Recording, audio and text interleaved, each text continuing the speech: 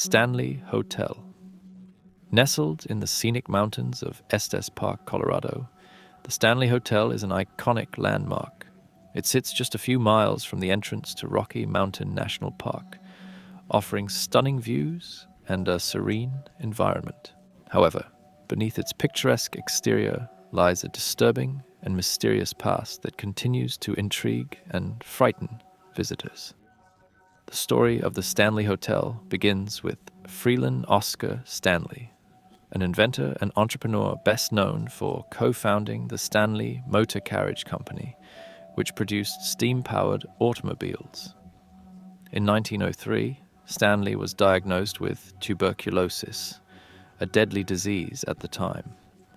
Seeking a healthier climate, his doctor advised him to move west. Stanley and his wife Flora relocated to Estes Park, where the fresh mountain air significantly improved his health. Grateful for his recovery and enchanted by the beauty of Estes Park, Stanley decided to build a grand hotel to provide luxury accommodations for travelers. The Georgian-style hotel featured 48 rooms, electric lights, telephones, and modern plumbing, amenities that were considered cutting-edge at the time. While the Stanley Hotel was initially a symbol of opulence and a retreat for the wealthy, it soon became known for its unsettling occurrences.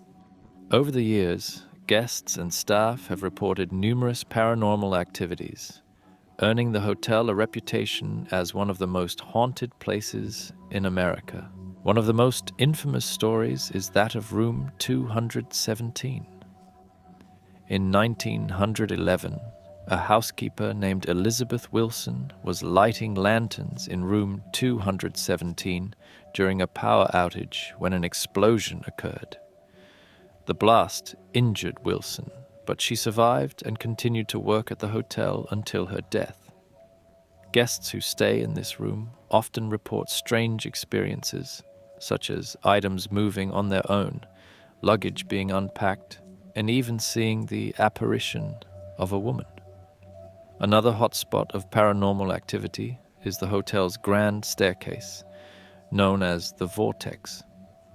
This area is believed to be a portal for spirits, and many visitors have reported feeling cold spots, seeing orbs, and capturing ghostly images on camera. The staircase's unusual energy has been the subject of numerous paranormal investigations. The fourth floor of the Stanley Hotel is also notorious for its ghostly encounters. Originally used as a dormitory for female employees and their children, guests on this floor often hear the sounds of children laughing and playing in the hallways. Room 401, in particular, is known for its spectral visitors. Some guests have claimed to see the figure of a man standing over their bed, while others have felt an unseen force tugging at their clothing. The concert hall, built by Stanley as a gift for his wife Flora, is another site of strange occurrences. Flora herself is said to haunt the hall, playing the piano late at night. Additionally, the spirit of Paul, a former maintenance man, is known to shush people who are making too much noise. The hotel's underground tunnel system adds another layer of mystery. The Stanley Hotel's haunted reputation was solidified when it served as the inspiration for Stephen King's famous horror novel, The Shining. In 1974, King and his wife Tabitha stayed at the hotel during its off-season. They were the only guests, and King had a vivid nightmare about his young son being chased through the corridors. This dream inspired him to write The Shining. And although the novel's Overlook Hotel is a fictional creation, Stanley's eerie ambience heavily influenced the story. King's novel, and Stanley Kubrick's subsequent film adaptation, brought international fame to the Stanley Hotel, attracting fans of the book and movie who are eager to experience the hotel's haunted history for themselves. The hotel embraces its spooky reputation, offering nightly ghost tours and hosting paranormal investigations. Beyond the ghostly encounters, the Stanley Hotel has a history of mysterious and tragic events. One such incident involved a guest who allegedly unalived himself in room 408. The Stanley Hotel remains a popular destination. Its luxurious accommodations, historical significance, and stunning location continue to draw visitors from around the world. Whether they come for the scenic views, the connection to Stephen King's The Shining, or the chance to experience paranormal activity, guests leave with unforgettable memories. Husa Castle. Husa Castle is situated in a remote part of the Czech Republic, about 47 kilometers north of Prague. Nestled deep in the forests of the central Bohemian region, this Gothic castle was constructed in the late 13th century during the reign of Ottokar II of Bohemia. Unlike other castles built for strategic or residential purposes, Husa Castle's origins are far more enigmatic. It was constructed not on a strategic location like a hill or near a water source, but over a large hole in the ground, a mysterious chasm that, according to local legend, is a gateway to hell. The most disturbing aspect of Husa Castle's history is its very foundation. The hole, or gateway to hell, was said to be so deep that no one could see the bottom. Locals believed it was a portal through which demonic creatures and otherworldly beings emerged at night to wreak havoc on the surrounding area. To contain these malevolent forces, Husa Castle was built directly over the chasm, sealing the gateway with its thick walls and heavy stones. The castle's design reflects its unusual purpose. Unlike traditional castles, Husa was not designed with fortifications for defense against human invaders. Instead, its thick walls and small windows seem intended to keep something inside, rather than keep intruders out. The castle lacks typical amenities, such as a water source or a kitchen, further suggesting that it was not meant to be a long-term residence, but rather a stronghold to contain dark forces. Legend has it that during the castle's construction, prisoners condemned to death were offered a pardon if they agreed to be lowered into the chasm and report what they saw. The first prisoner to volunteer was lowered into the hole, but within seconds he began to scream in terror. When he was pulled back to the surface, his hair had turned white, and he had aged several decades.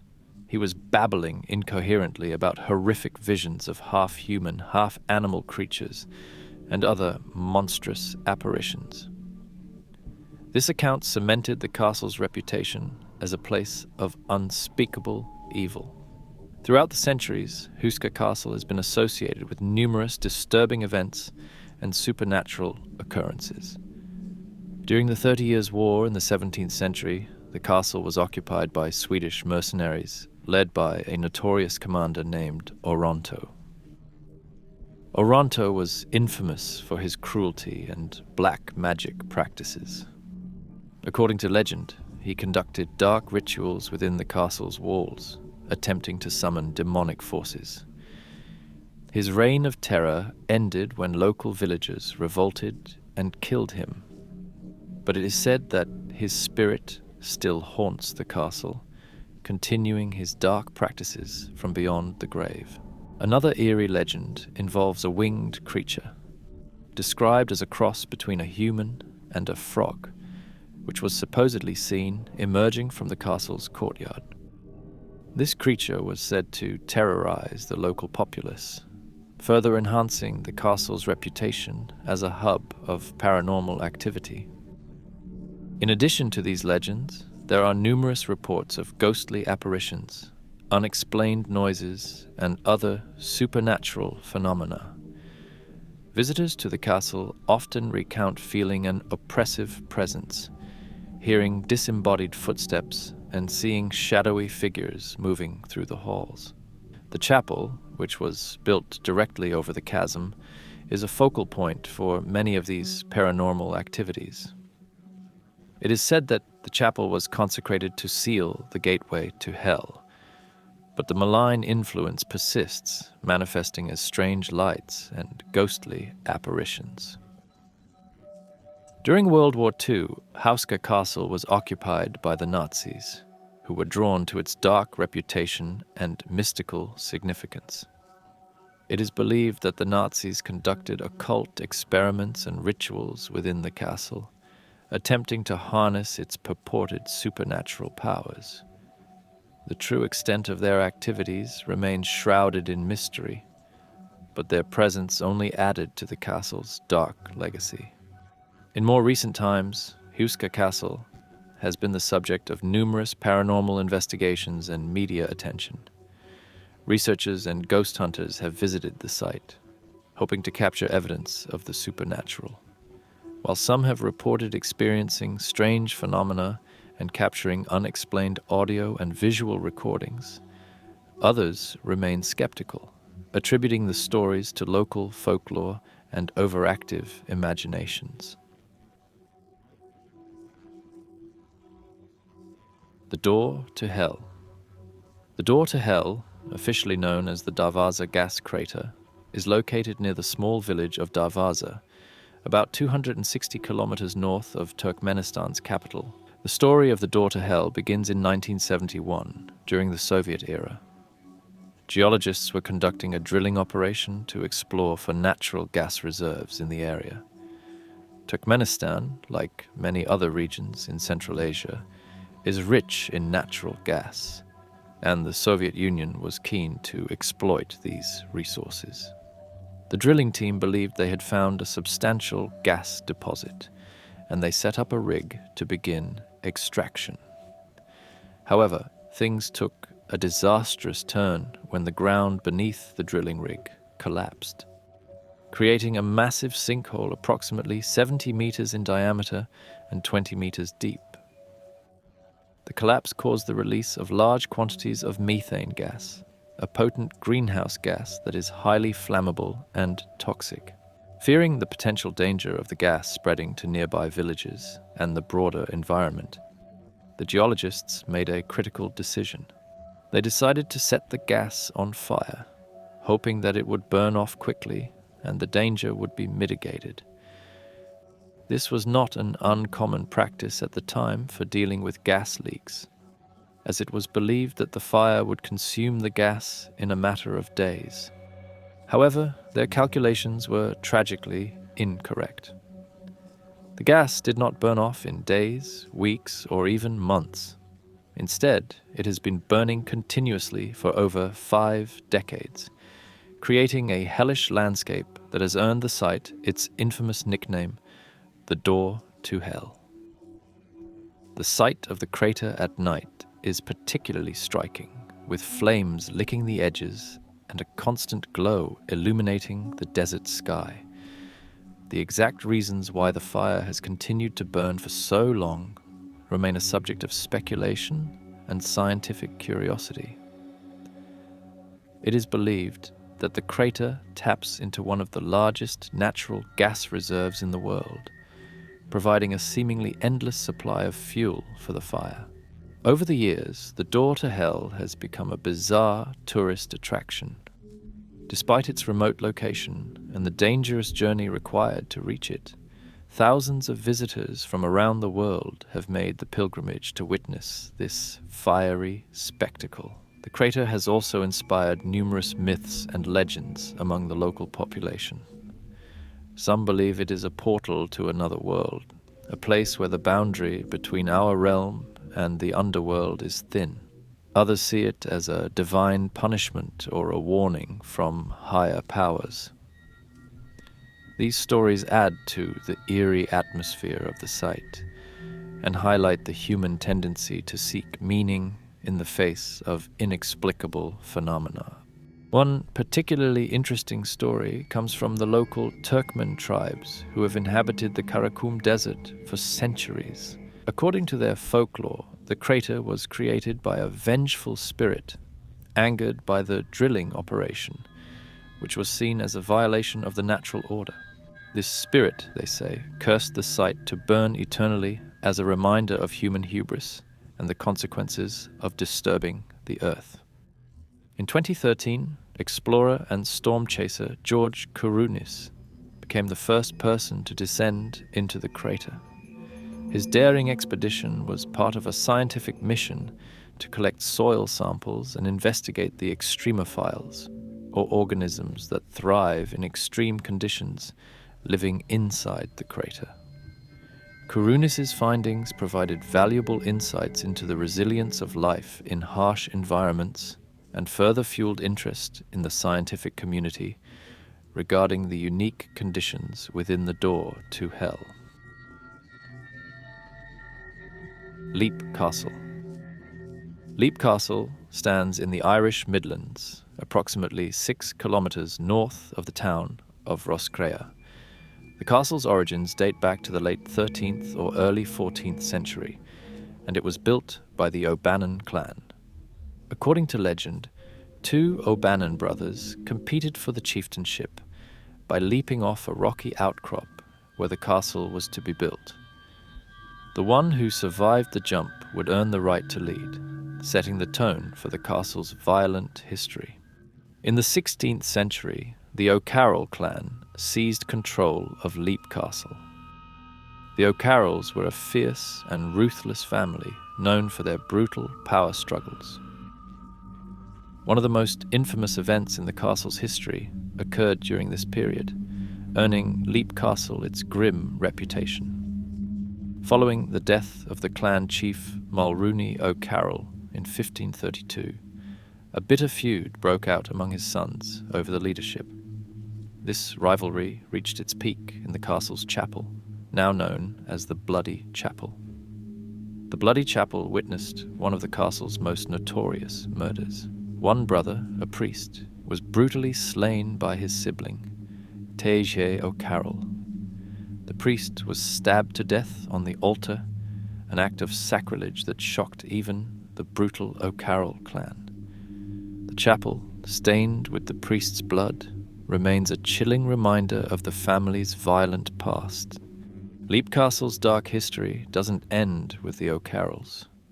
The castle is also infamous for its oubliette, a dungeon accessible only through a trapdoor in the Bloody Chapel.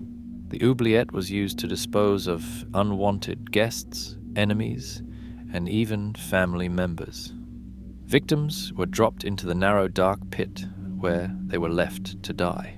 When the castle was renovated in the 1920s, workmen discovered hundreds of human skeletons impaled on wooden spikes at the bottom of the oubliette. The grisly discovery added to the castle's sinister legend. The castle's haunted reputation is further amplified by numerous reports of paranormal activity. One of the most feared spirits is that of the Elemental, a mysterious and malevolent entity described as a small, hunched figure emitting a foul stench of rotting flesh and sulfur. The origins of the Elemental are unclear, but some believe it was summoned by the Druids who inhabited the land before the castle was built. Others suggest it was conjured by the O'Carrolls to protect their treasure. The Elemental is known to appear to those who provoke it, and its presence is often accompanied by an overwhelming sense of dread. Another well-known apparition is the Red Lady, a tall, spectral figure dressed in a flowing red gown. She is often seen carrying a dagger, which she raises menacingly as she glides through the castle. According to legend, the Red Lady was imprisoned in the castle and gave birth to a child, who was subsequently murdered by the O'Carrolls. Overcome with grief, she took her own life. Her restless spirit now roams the castle, forever searching for her lost child. Visitors and paranormal investigators have also reported sightings of 2 young girls playing in the main hall and on the staircase. These playful spirits are believed to be the daughters of the O'Carroll clan, who died tragically within the castle's walls. Their laughter and footsteps can often be heard echoing through the halls. Despite its dark past and haunted reputation, Leap Castle has been a private residence for many years. In the late 20th century, musician Sean Ryan and his wife purchased the castle and began restoring it. They have embraced its haunted history, even hosting ghost tours and paranormal investigations.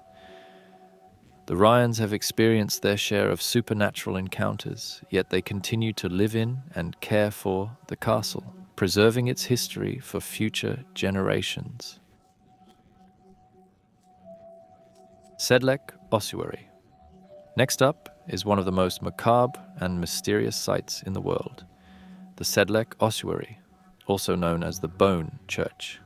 The story begins in the late 13th century when Henry, the abbot of the Cistercian monastery in Sedle, made a pilgrimage to the Holy Land.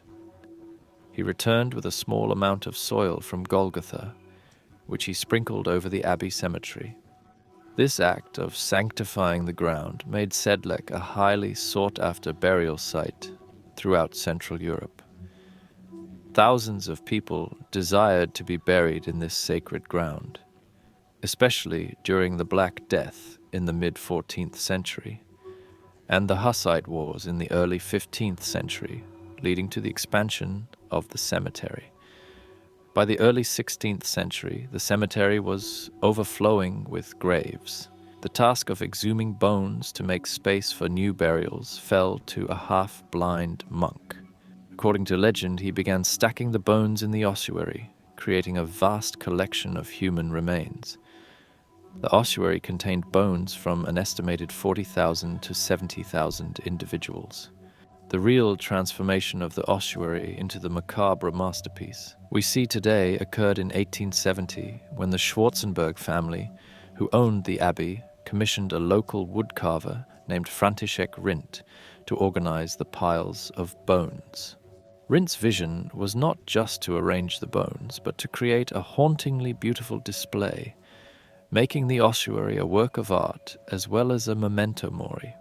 Rindt's work resulted in a chapel decorated entirely with human bones. The interior features bone chandeliers, garlands, and even a coat of arms of the Schwarzenberg family, all meticulously crafted from human remains. The chandelier, arguably the most famous piece, contains at least one of every bone in the human body. Skulls and femurs form intricate patterns on the ceiling, while the walls are adorned with bone pyramids and candle holders. One of the most disturbing aspects of the Sedle Uary is the message it conveys about mortality and the transience of human life. The Latin phrase memento mori, meaning remember that you will die, is embodied in every corner of the chapel. Visitors are reminded of the inevitability of death and the equalizing nature of mortality as the bones of nobles and commoners are displayed side by side. The Sedle Uary also serves as a stark reminder of the historical events that contributed to its creation. The Black Death, which swept through Europe in the 14th century, killed an estimated 25 million people. The Hussite Wars, a series of conflicts in the early 15th century between the Hussites and various European monarchs, also resulted in significant loss of life. The bones of those who perished in these events are interwoven in the ossuary's displays, creating a silent testament to the past's suffering and turmoil. Over the centuries, the Sedle Uary has undergone various renovations and preservations to maintain its structure and artistry. Despite these efforts, the chapel has retained its eerie ambiance.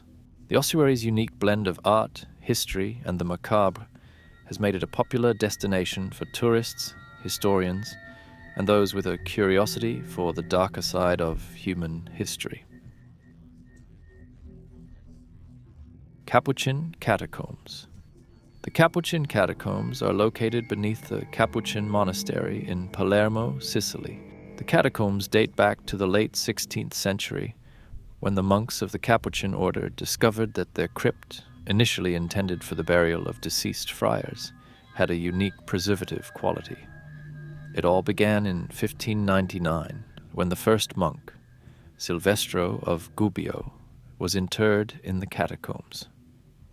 Upon his exhumation years later, the monks found his body remarkably well preserved. This discovery led the Capuchins to expand the catacombs and use them as a burial place for the friars and eventually for prominent local citizens. The catacombs are divided into several corridors, each designated for a different group: monks, priests, professionals, women, virgins, children, and the poor. Walking through these corridors is an unsettling experience, as the walls are lined with the mummified remains of around 8,000 individuals, each carefully dressed in their best attire. One of the most disturbing aspects of the Capuchin catacombs is the sheer variety of preservation methods used.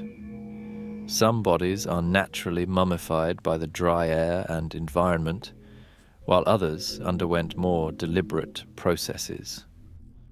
The Capuchins developed a unique embalming technique involving the removal of internal organs, washing the body with vinegar, and drying it in special ventilated rooms. Afterward, the bodies were washed again, sometimes with arsenic or lime, and dressed in their finest clothes before being placed in the catacombs. The sight of these mummies, often posed in lifelike positions, is both fascinating and grotesque. Their faces, frozen in time, seem to tell stories of the past, creating an atmosphere of eerie silence and contemplation. Among the most famous and well-preserved mummies in the catacombs is that of Rosalia Lombardo, a 2-year-old girl who died of pneumonia in 1920. Her father, devastated by her death, sought the help of Alfredo Salafia, a renowned embalmer. Salafia used a secret embalming formula that has kept Rosalia's body remarkably intact, with her delicate features and serene expression earning her the nickname Sleeping Beauty. Rosalia's preservation is so extraordinary that it continues to baffle scientists and visitors alike. Her almost lifelike appearance has sparked numerous legends and myths, including claims that her eyes sometimes appear to open and close, although this phenomenon is likely due to changes in humidity and light. The Capuchin catacombs served not only as a burial place, but also as a powerful reminder of mortality. The Capuchin monks believed that displaying the dead in this manner emphasized the transient nature of human life and the importance of spiritual reflection. The Latin inscription found in the catacombs, "What you are now, we once were. What we are now, you shall be," encapsulates this memento mori philosophy, urging the living to contemplate their mortality. Despite its historical and cultural significance, the Capuchin catacombs are not without controversy. The display of human remains has raised ethical questions about the treatment of the dead and the intentions behind such macabre exhibitions. While some view the catacombs as a solemn reminder of mortality, others see it as a morbid curiosity that exploits the dead for public fascination.